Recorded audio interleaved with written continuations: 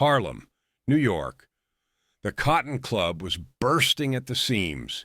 It was Monday evening, September 16th, 1935. More than 200 guests occupied the tables scattered throughout the venue. The performance on stage was in full motion. Illegal liquor poured without restraint. Affluent white patrons from downtown mingled with underworld figures, political leaders, and famous faces in the type of atmosphere that made the Cotton Club both the most dazzling and the most treacherous establishment in New York. The melodies were thunderous, the chatter even more so, and no one paid any specific mind to the table positioned toward the rear where Ellsworth BumpyJohnson sat by himself, sipping bourbon and observing the performance with the calm focus that defined everything Johnson undertook. No one took notice, that is, until Dutch Schultz rose from his prime table close to the platform, his complexion crimsoned from costly whiskey and from the fury that had been mounting within him throughout the night, and started marching, across the establishment toward where Johnson was seated. His protection detail rushed to keep pace with him. Fellow guests turned their attention to observe because Schultz's demeanor made it evident something momentous was about to unfold. Schultz arrived at Johnson's table and refused to bend down for a hushed exchange. He made no effort to keep his voice low to preserve the appearance of polite discussion between underworld peers. Instead, Schultz brought his palm down on Johnson's table with such force the bourbon glass jerked and overflowed, and he bellowed loudly enough that individuals throughout the venue ceased their discussions to hear. Loudly enough that the musicians stumbled and the melody ceased. Loudly enough that every single patron in the Cotton Club caught every syllable. "You've got some nerve showing your face in here tonight, boy. You think you're somebody. You think running a few penny anti-policy banks in Negro Town makes you a real gangster? I've been trying to be reasonable with you people, trying to give you coloreds a chance to work for me and make something of yourselves. But you're too stupid to understand when somebody's doing you a favor." The entire venue fell into silence. 200 individuals ceased speaking, ceased shifting, ceased drawing breath because Dutch Schultz, the most dominant bootlegger in New York, the figure whose enterprise produced $20 million each year, the criminal who'd never retreated from confrontation, was openly chastising BumpyJohnson, using words so bigoted and so scornful that even in 1935, even in a whites-only establishment in the heart of Harlem, witnesses were stunned by the raw hostility in Schultz's tone. BumpyJohnson remained seated, made no move toward the .45 automatic he kept on him, offered no aggressive motion whatsoever. He merely gazed upward at Schultz with eyes that displayed zero feeling. No fury, no terror, no response to the slur or the degradation, and waited for Schultz to conclude. The hush in the Cotton Club was total. Guests at surrounding tables observed, appalled and captivated, witnessing this open degradation of someone who was regarded as one of Harlem's most formidable figures, yet who sat there accepting this verbal assault without retaliating, without standing up for himself, without doing anything besides staring upward at the white man who was hurling racial epithets at him before hundreds of onlookers. And then BumpyJohnson responded. His tone was so hushed that witnesses had to lean forward to catch it, so composed that it appeared entirely detached from the rage Schultz was exhibiting, so frigid that multiple witnesses afterward characterized it as the most terrifying sound they'd ever experienced because it held absolutely no warmth, no sentiment, merely a declaration of reality delivered with the assurance of a magistrate issuing judgment. You've got 7 days to get every one of your people out of Harlem. After that, any white man I find running policy in my neighborhood dies. You want to insult me in public? You want to call me names in front of all these people? That's fine. That's your choice. But choices have consequences, Mr. Schultz. And the consequence of disrespecting BumpyJohnson is that your people start dying. Not arrested, not beaten, dead. You've got 7 days. Use them wisely." Schultz tossed his head backward and erupted in laughter, an enormous, authentic laugh that penetrated the silent establishment. The laughter of someone who was unable to accept what he was hearing, who perceived the entire scenario as absurd. 7 days, Schultz bellowed, continuing to laugh. "This Negro is giving me 7 days. You hear that, everybody? The boy thinks he can give Dutch Schultz ultimatums. That's the funniest thing I've heard all week." Schultz pivoted to face the entire venue, performing for the audience like a performer on stage. "You all heard him. BumpyJohnson. This nobody from the street thinks he can threaten me, thinks he can make demands. Well, let me tell you something, boy." He rotated back toward Johnson. "In 7 days, you'll be working for me, or you'll be dead. Those are your only options. There's no third choice where you somehow win because Negroes don't win against white men. That's just how the world works. And if you're too stupid to understand that, well, I'll teach you the hard way." Johnson offered no reply. He merely lifted what was left of his bourbon, emptied the glass, rose gradually, and moved toward the door. The assembly separated for him as though he carried disease, as though proximity to him was hazardous now that Dutch Schultz had openly designated him for elimination. Johnson moved past Schultz without acknowledging him, moved past Schultz's security team, who stiffened but permitted him passage, exited the Cotton Club into the Harlem September darkness, and vanished into the shadows. Schultz observed his departure, still laughing softly, still expressing disbelief at the ridiculous nature of the confrontation.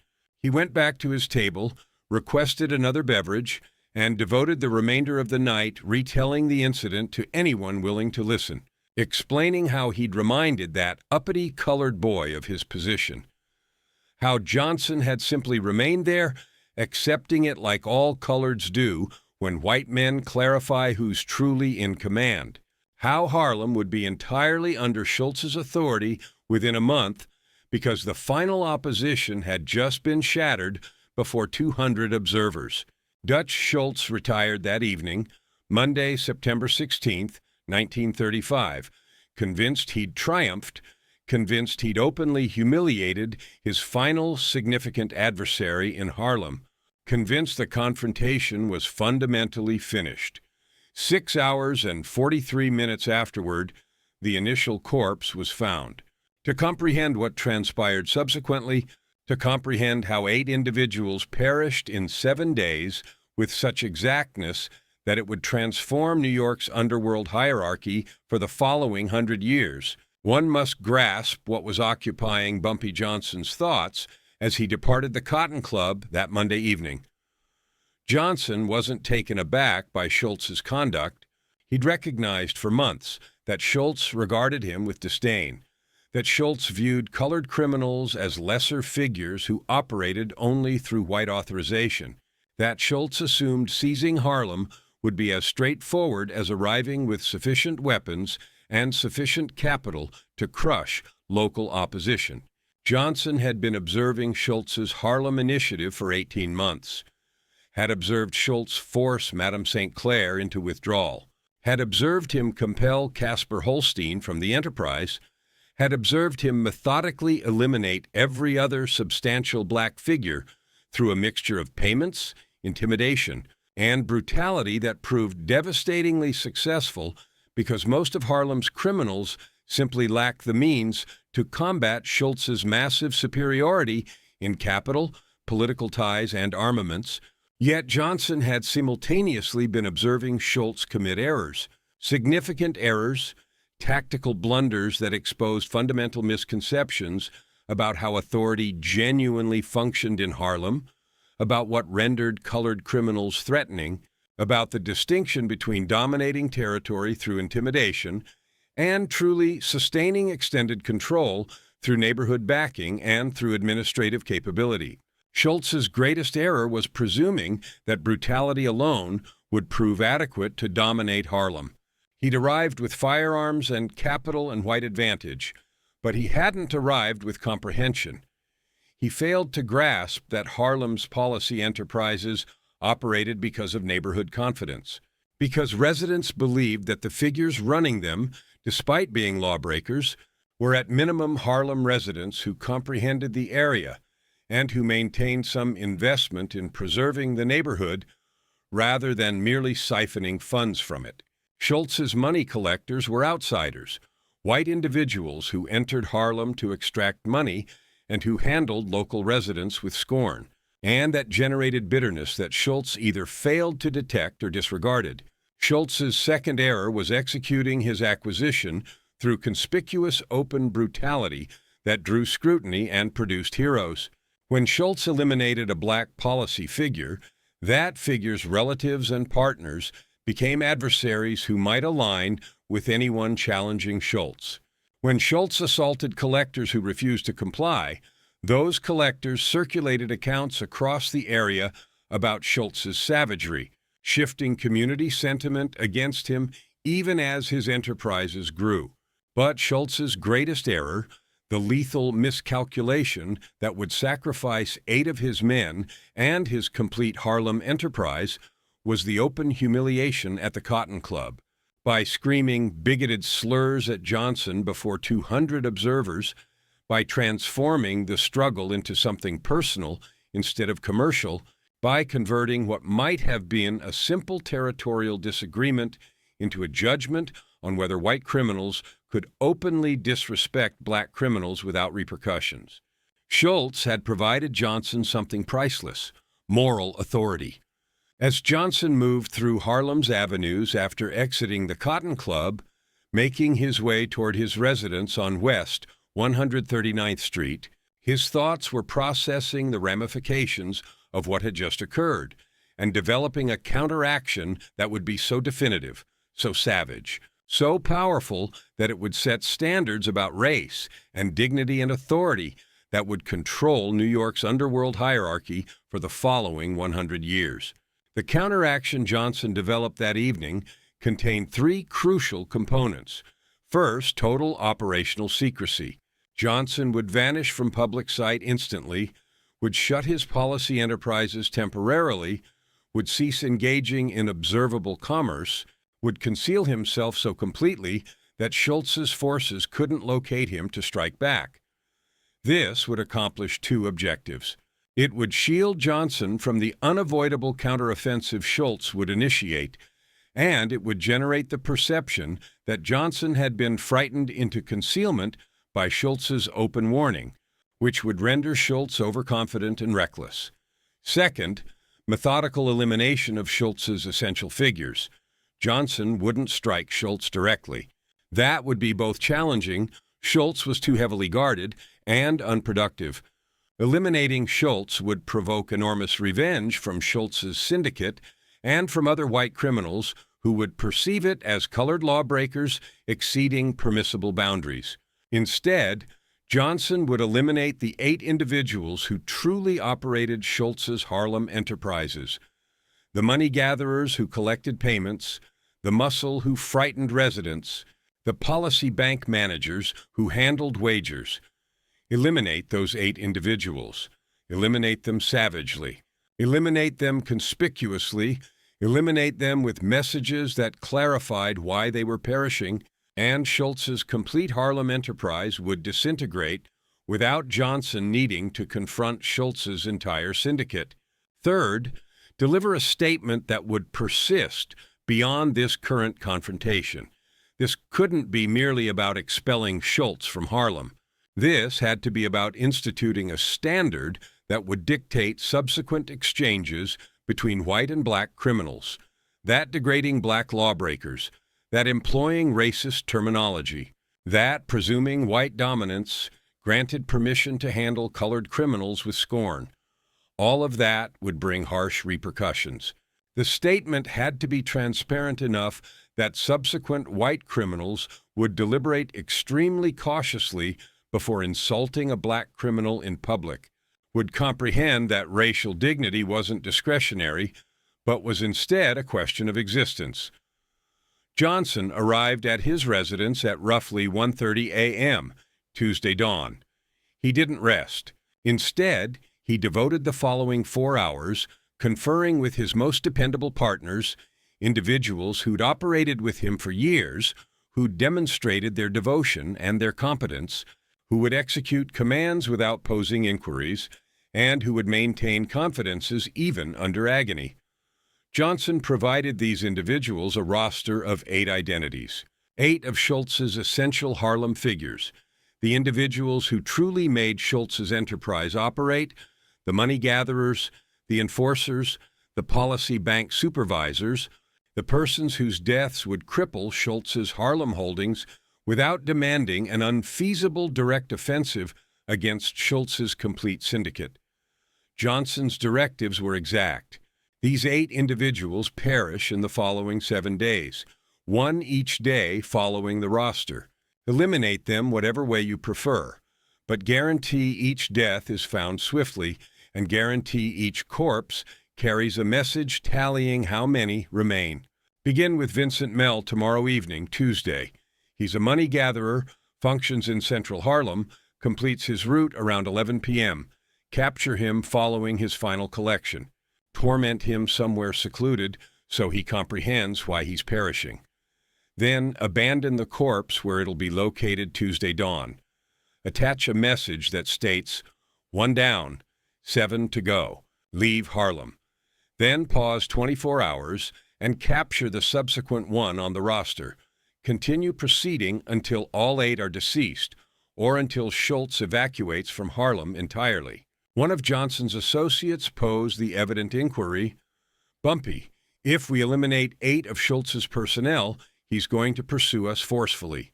He's going to attempt to eliminate you, eliminate all of us, incinerate Harlem if necessary. How do we endure that? Johnson grinned, a frigid grin that failed to affect his eyes. Schultz can't eliminate what he can't locate. Beginning tomorrow, I'm vanishing. You all maintain low profiles. Function through intermediaries. Don't undertake anything that attracts notice except eliminating Schultz's personnel. Schultz will be searching for me, searching for you, posing inquiries throughout Harlem attempting to locate us. But everybody in Harlem witnessed what Schultz executed tonight at the Cotton Club. Everybody caught him calling me those designations, witnessed him degrade me openly. You believe anybody in Harlem is going to assist Schultz locate us? You believe residents are going to collaborate with the white individual who entered our area insulting us and declaring we're too unintelligent to operate our own enterprises? Schultz transformed this into something personal. He transformed it into something about race and dignity. And that signifies Harlem will shield us because eliminating Schultz's personnel isn't merely commerce anymore.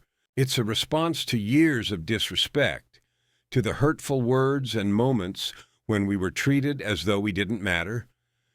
We have 7 days to address matters involving 8 people. Following that, Schultz either retreats entirely or we continue eliminating his personnel until he does. It's that straightforward. By 5:30 a.m. Tuesday dawn, Johnson's squad had completed the strategy. Each of the 8 objectives had been designated to particular executioners. Monitoring had been organized to follow the objectives' activities and determine when they'd be most exposed. Materials had been assembled. Firearms, vehicles, secure locations where torment could be executed without residents detecting the cries. Everything was prepared. At 6:00 a.m., BumpyJohnson departed his residence carrying a compact valise, entered a vehicle operated by one of his partners, and disappeared. For the following 7 days, nobody beyond Johnson's trusted circle would observe him or determine where he was. Dutch Schultz would devote the complete week pursuing Johnson, would present considerable funds for details about his whereabouts, would menace and intimidate residents across Harlem, attempting to locate the individual who'd vowed to eliminate his figures. But Johnson had transformed into a phantom, evident in the methodical executions of Schultz's personnel, but imperceptible to the persons attempting to locate him. And at 6:23 a.m., Tuesday dawn, fewer than 5 hours following Johnson had issued the elimination directive, Vincent Mell's corpse was found crammed in a refuse container behind a storage facility on West 145th Street. Vincent "Clutch" Mell, 38 years old, was one of Schultz's most capable policy gatherers in central Harlem. He'd been executing the assignment for 18 months, was recognized for being resilient and dependable, had assaulted multiple runners who'd attempted to steal funds, was broadly regarded as one of the critical persons making Schultz's Harlem acquisition effective. Mell completed his Monday evening gatherings around 11 p.m., accumulated roughly $4,000 in currency and hundreds of wagering documents, and was expected to transport everything to Schultz's primary policy establishment before returning home. Mell never completed that transport. At roughly 11:15 p.m., Monday evening, while Schultz was still at the Cotton Club, boasting to his partners about how he'd degraded BumpyJohnson, 3 of Johnson's operatives intercepted Mell's vehicle on a secluded secondary avenue, compelled him from the roadway at gunpoint, extracted him from the automobile while he was still attempting to access his own firearm. They transported him to an abandoned storage facility on West 147th Street, a structure Johnson's syndicate dominated, a location where the barriers were substantial enough that screams wouldn't reach adjacent structures. What transpired in that storage facility throughout the following multiple hours was crafted not merely to eliminate Mell, but to transmit a statement through his remains about what occurred to persons who operated for Dutch Schultz in Harlem following Schultz had openly degraded BumpyJohnson.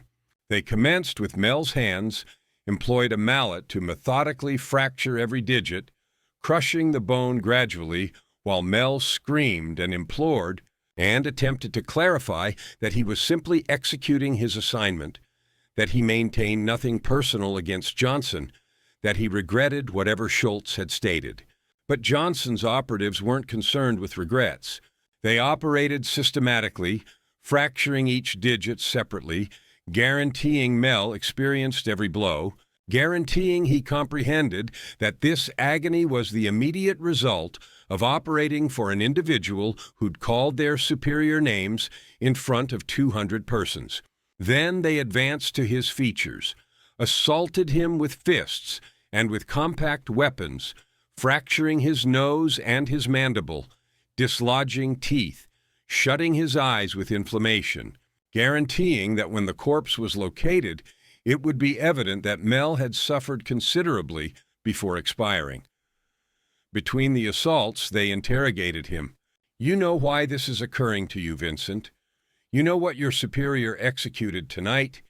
He degraded our residents, called us designations, handled us like we're insignificant. And you operate for him. You gather funds for him. You assist him seizing our area, so you compensate for his errors." Mell attempted to negotiate, proposed to cease operating for Schultz instantly, proposed to provide them intelligence about Schultz's enterprises, proposed currency and collaboration, and anything else he could conceive that might make them cease. But the individuals tormenting him weren't concerned with negotiating.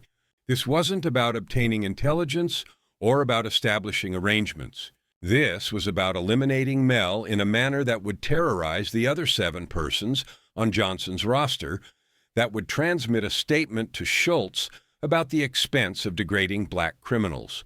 Following the hands and the features, they employed an ice instrument, pierced Mell 11 times in non-fatal regions, shoulders, legs, midsection, injuries that generated enormous agony without instantly terminating, injuries that made Mell scream and weep and beg until his voice failed and he could only whimper. They devoted considerable duration to this segment, distributing the puncture injuries throughout possibly an hour, guaranteeing Mel experienced every instant of anguish. Eventually, when Mel was scarcely aware from agony and fluid depletion and fatigue, they severed his throat, employed a substantial blade to slice through tissue and gristle and airway, cutting so profoundly that the edge grazed against spinal bones, nearly separating Mel's head from his torso. The throat injury was the final sensation Mel experienced before he expired. The feeling of his fluid draining away, the incapacity to draw breath, the awareness that he was ultimately being permitted to perish after hours of torment.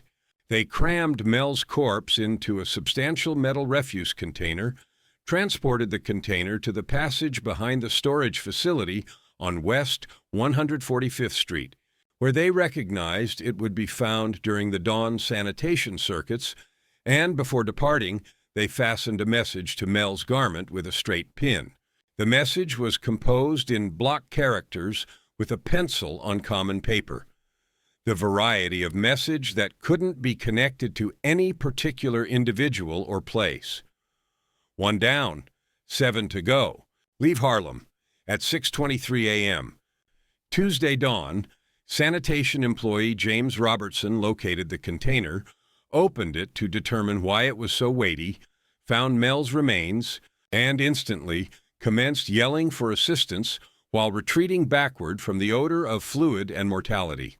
Authorities arrived, extracted Mel's corpse from the container, observed the magnitude of the damage, examined the message, and instantly comprehended they were observing the commencement of an underworld conflict rather than an isolated homicide. The message's meaning was transparent. 7 additional persons were going to perish one by one until someone, presumably Dutch Schultz, departed Harlem as commanded.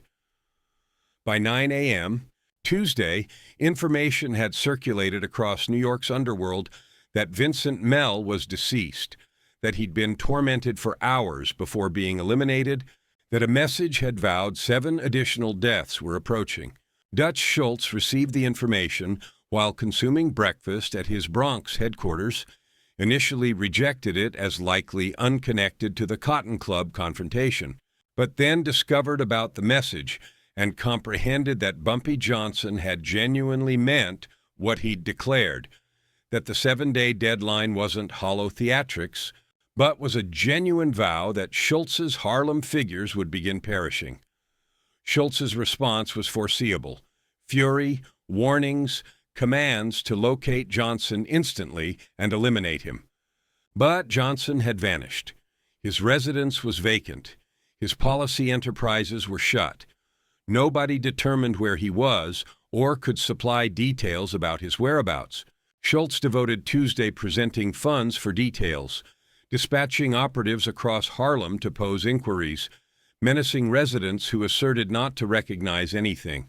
But Harlem's residents, still enraged about Monday evening's open degradation at the Cotton Club, declined to collaborate. Nobody would assist the white criminal who'd insulted their residents in locating the black criminal who was eliminating his personnel in revenge. Wednesday dawn, September 18th, Dutch Schultz located an envelope inserted beneath the entrance of his Bronx headquarters. Inside was a message in the identical block characters: 1 down, 7 to go. Your collector is dead because you disrespected us. The next one dies today. Pull out of Harlem or keep counting bodies. At 2:15 p.m. Wednesday afternoon, Raymond Red Sullivan's corpse was found in an abandoned structure on Lenox Avenue, shot once in the rear of the skull execution fashion. His 2 protection personnel, who'd been designated to shield him following Mel's death, were located adjacent.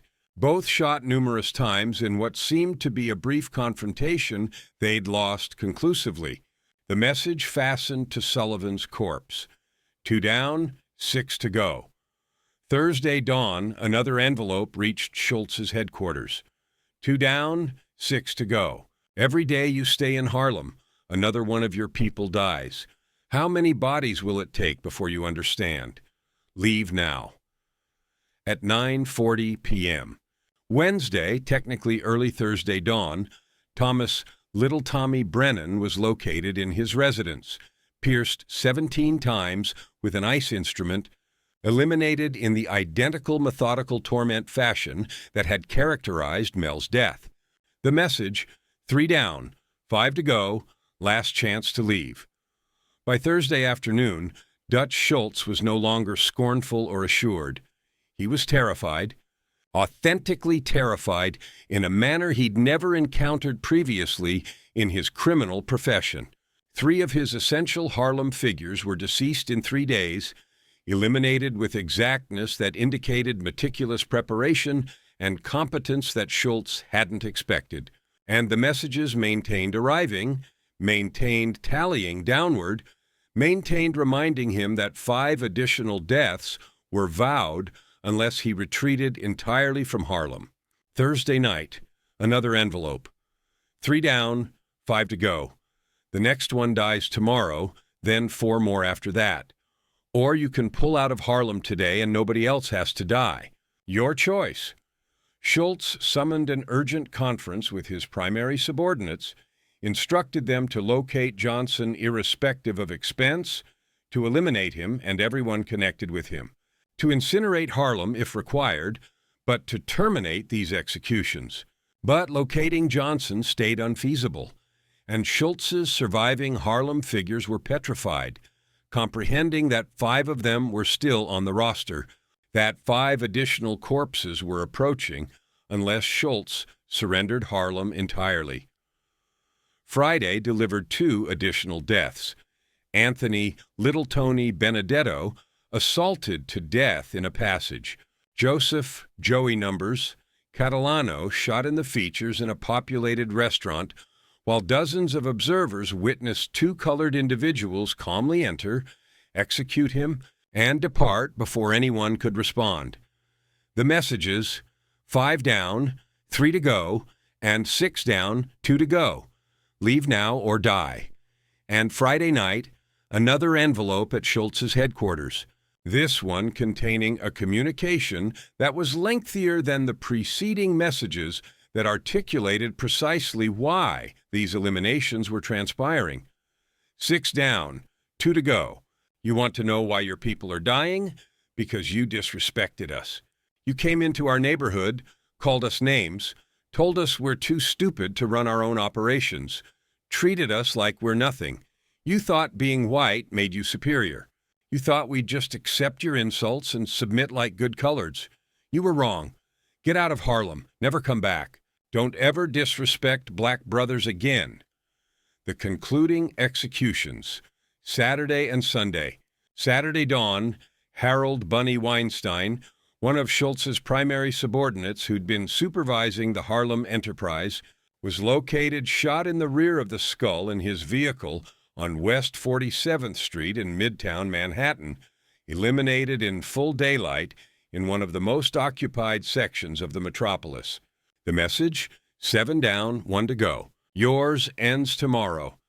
Dutch Schultz devoted Saturday in a condition of near hysteria, fortified in his Bronx headquarters, encircled by protection personnel, transmitting communications to his surviving Harlem figure, Patrick O'Brien, instructing him to enter concealment, to endure Sunday, to demonstrate that Johnson's warnings weren't unavoidable.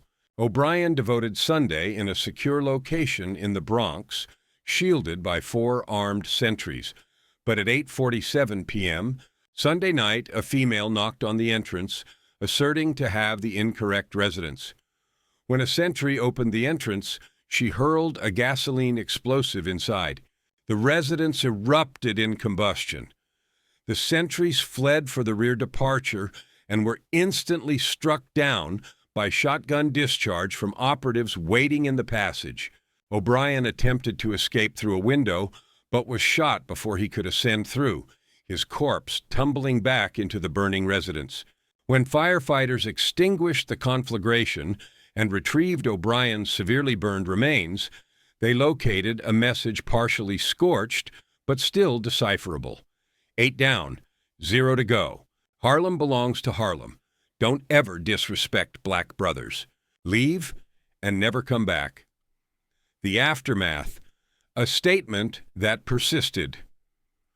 100 years, Monday dawn, September 23rd, Dutch Schultz obtained his concluding communication from BumpyJohnson. 8 of your men are dead. They died because you made a choice to disrespect me in public, to call me names in front of hundreds of people, to treat colored gangsters like we're inferior to white criminals. You thought I was bluffing when I said your people would die. You laughed at me. You called me a stupid name, told me I didn't understand how the real criminal world works. I wasn't bluffing. Your 8 dead men prove that. You have 24 hours to shut down all of your operations in Harlem. After that, the situation will extend beyond Harlem to the Bronx, Brooklyn, and Manhattan. 1 per day until you're completely out of our neighborhood. This isn't about money or territory anymore. This is about respect. This is about teaching you and every other white gangster in New York that you can't disrespect black brothers without paying a price. That price is 8 bodies so far. It'll be more if you don't leave. Get out. Stay out. And remember what it cost you when you forgot that colored gangsters deserve the same respect you demand for yourself. BumpyJohnson. By Tuesday night, every one of Dutch Schultz's Harlem enterprises had been terminated.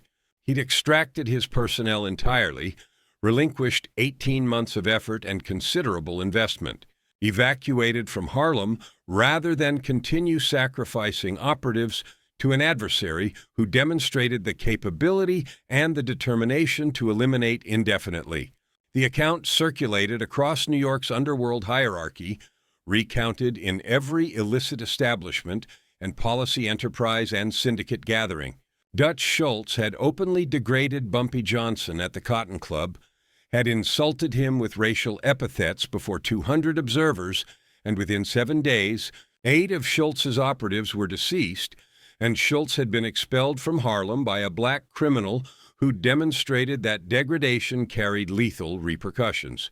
The instruction persisted not merely years, but generations. White criminals who engaged with black figures following 1935 exercised caution about terminology, exercised caution about exhibitions of scorn, exercised caution about presuming racial dominance, granted them permission to handle colored lawbreakers as subordinates because everyone recalled what transpired to Dutch Schultz when he disregarded. That dignity operates reciprocally. When he presumed being white signified he could declare anything to anyone without confronting repercussions. BumpyJohnson surfaced from concealment on Tuesday, September 24th, strolling casually along Lenox Avenue as though he'd never been absent.